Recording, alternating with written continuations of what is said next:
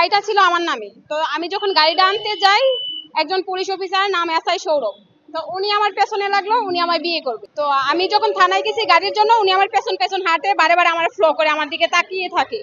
তখন দেখা গেছে একটা হোটেলও পাশে, হোটেলে আমার নিয়ে খাবার টাবার খাওয়াইতে চায়। তখন আমি বললাম যে আপনি আমার এত আপ্যায়ন করেন কেন? পর্দা বলা যে আমি তোমার পছন্দ করি, আমি তোমায় বিয়ে করতে চাই। তো পর্দা আমি বলছি যে আমি তো ম্যারিড। পর্দা উনি বলে যে জামাই তো গাঞ্জা ব্যবসা করে, ওই ছেলে ভালো না, তুমি ওরে ছেড়ে দাও, আমি তোমায় বিয়ে করবো।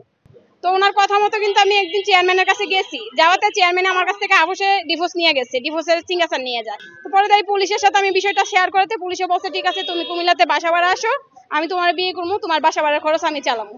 তো আমি তো ওনারে বিশ্বাস করে কুমিল্লাতে বাসা ভাড়া আসছি। আসার পর কিছুদিন 10-12 দিন ওনার সাথে আমি কথা বলছি। পরে তো দেখা গেছে 10-12 দিন পর উনি আর আমার সাথে কোনো যোগাযোগ রাখে না। উনি চাইছিল বিয়ে ছাড়াই আমার সাথে বাসা ভাড়া চলবে, কিন্তু আমি ওনারে একটু প্রেসারে ফেলাইছিলাম যে আপনি ইসলামিক নীতি মানেন, আপনি আমায় বিয়ে করেন।